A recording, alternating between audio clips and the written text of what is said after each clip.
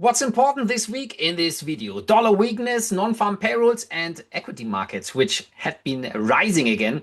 We'll start talking on what's coming up this week.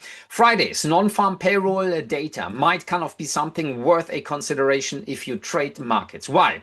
We saw that all recent non-farm payroll reports basically came in way better than expected, most of them at least. And a surprise, a positive market movement here for the dollar might also be on the radar this week.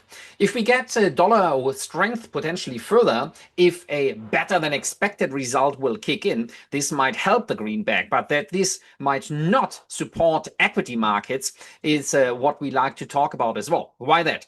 Because we might see that the Federal Reserve, if we see better than expected data, will not think about cutting rates, but actually eventually even starts to increase interest rates. And this could harm the stock market momentum. Currently, we see that with the weakness of the dollar this week, the S&P 500 has been rising again off that little support zone. And as we said last week, stock markets should fall, but they don't, is what we might see moving forward.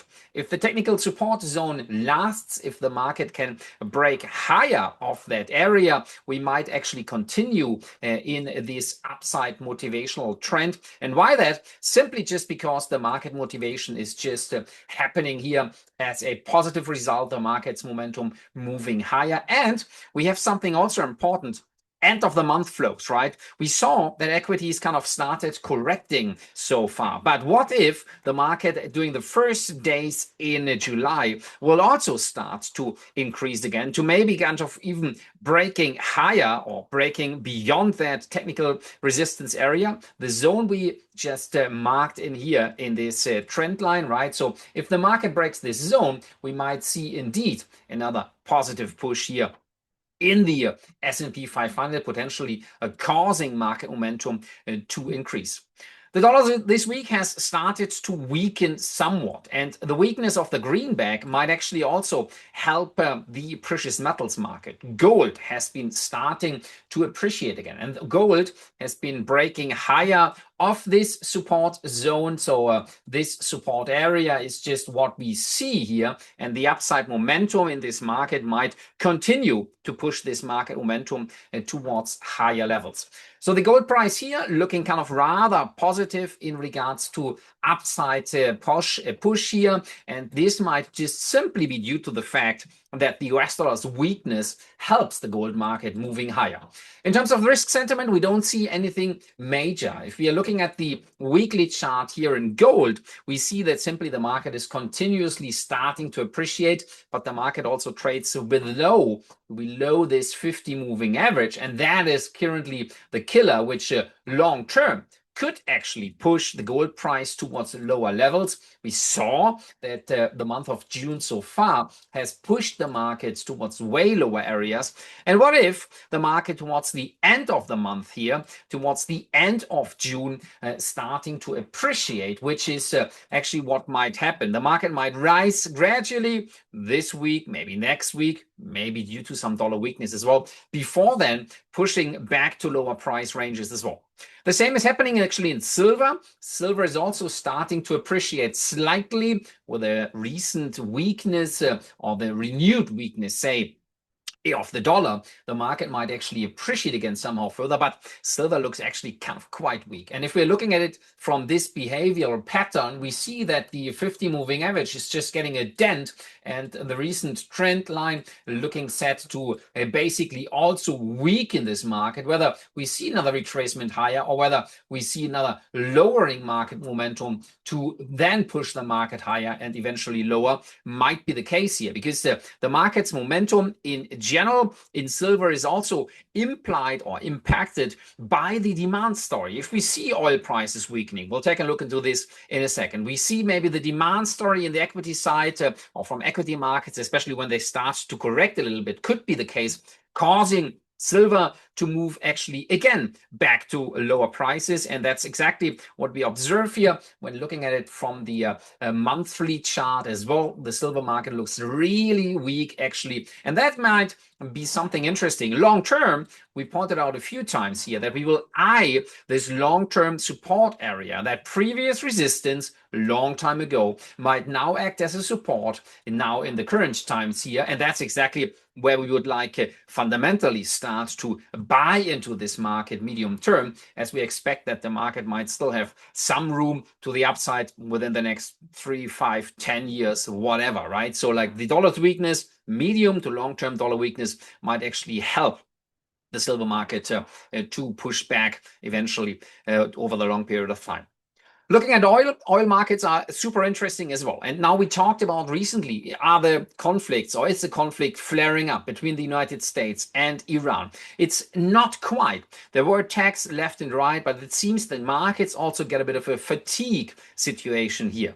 We see that the oil market is currently kind of weakening again further. As we pointed out beforehand, we saw that the market's weakness, resistance, technical points, the market had been pushing below this area again, and that's now what drives the current market momentum. The current price line, and now we see that we are running into some lot of supportive ranges here, which might actually be medium term, the price range where we see that the oil market might eventually start to appreciate.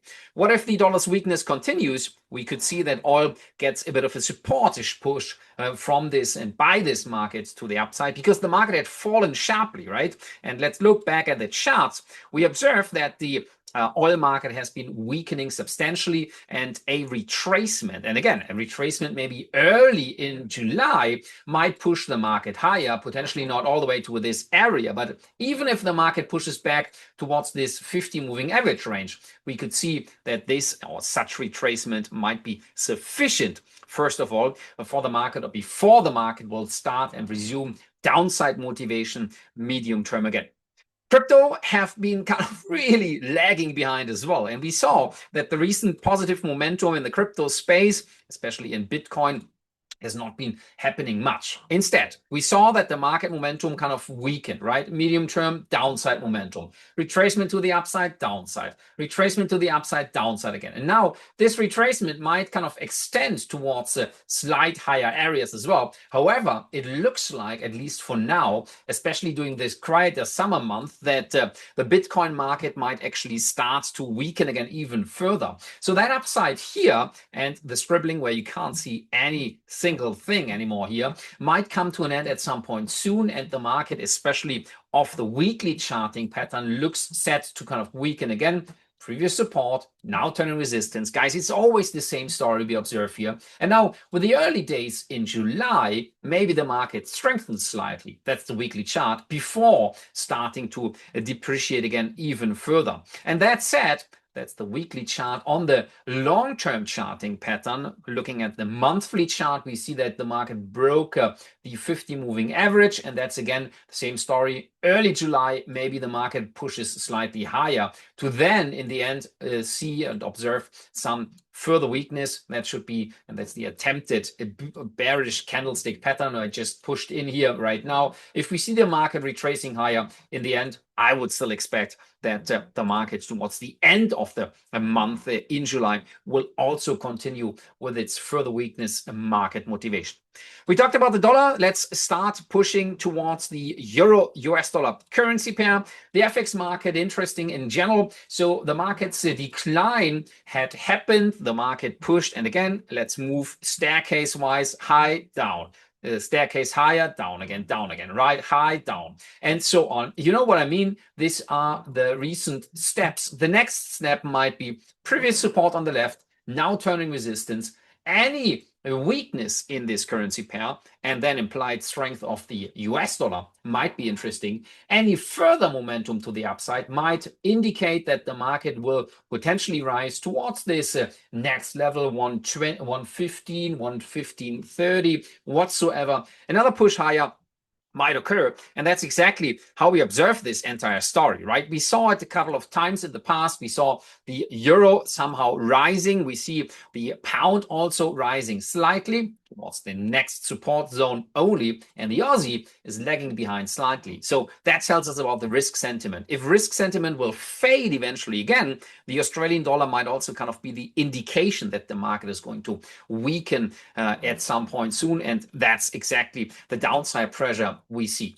To sum it up, this week, non-farm payroll Friday is kind of interesting. We have the ISM manufacturing PMI data. I think that's coming up on Wednesday. By the way, NFP is due on Thursday this week. I was about to say Friday, on Thursday this week instead of Friday due to public holiday. And we see that markets in general seem to be influenced big time by what's happening with the greenback, as always, by the way. Stock market starting to appreciate. That doesn't look overly bad. It looks kind of quite positive at the moment. The crypto market has been lagging behind. Just don't forget to subscribe to our channel as usual. I kept saying this all the time as well. Leave your comments under the video and I'll see you in one of our next videos here at fxstrategies.asia. Thanks for tuning in. See you then. Take care, guys.